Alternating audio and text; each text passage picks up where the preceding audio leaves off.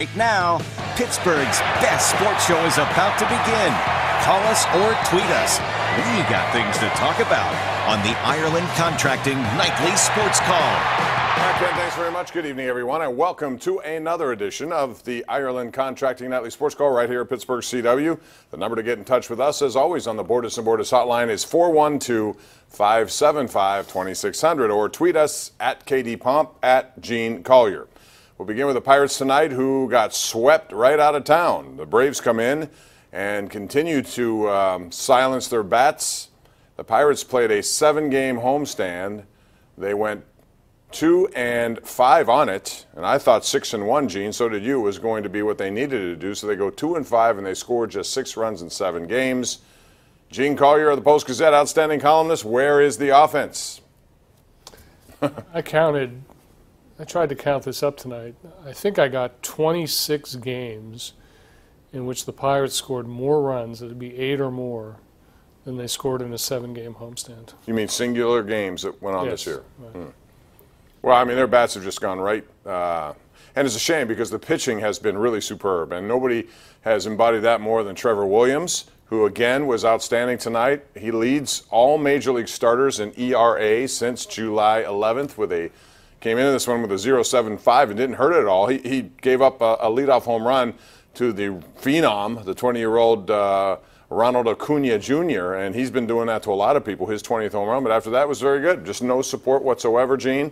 And as long as that continues, I mean, you can sue for non-support, as they say, because you're getting none of it.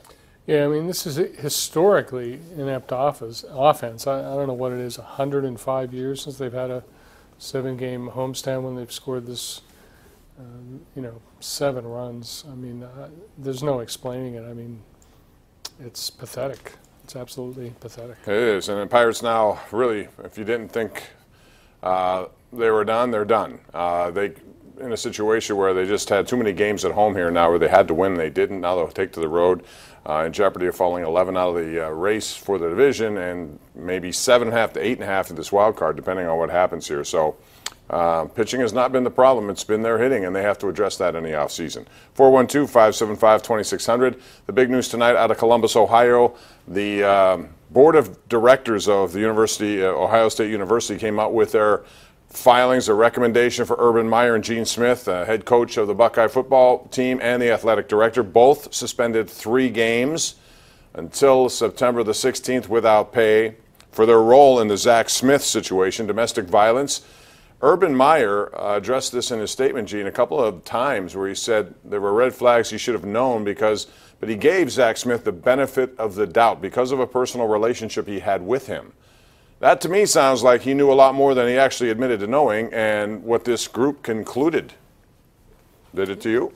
Yeah, I mean, that's the way it seems. And then Urban Meyer also said, he also seemed to be intimating that he really blew this at the press conference when he was, I don't know if it was like the conference media day or whatever it was, but he felt like he did a poor job in that setting, and otherwise they would not be in this situation. Well, I certainly can't speak to that, but I mean, it's another example of, the extent to which not just Urban Meyer, but a lot of football coaches will go to avoid the dreaded distractions, even when the distractions are serious violations, serious social issues.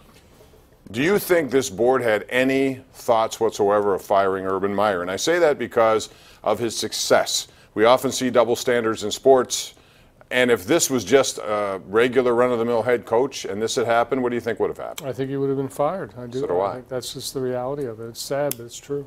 The other thing that I really didn't like to see at the end of this press conference, Urban Meyer had a chance. He was asked directly about Courtney Smith. This was the abused wife, ex-wife of Zach Smith. What would you like to say to her? And all he could manage to say twice was, well, I'm just sorry that we're in this situation. I'm sorry that we're in this situation. This was his opportunity, at least from my point of view, to offer some remorse to a woman who had been battered and beaten by her husband.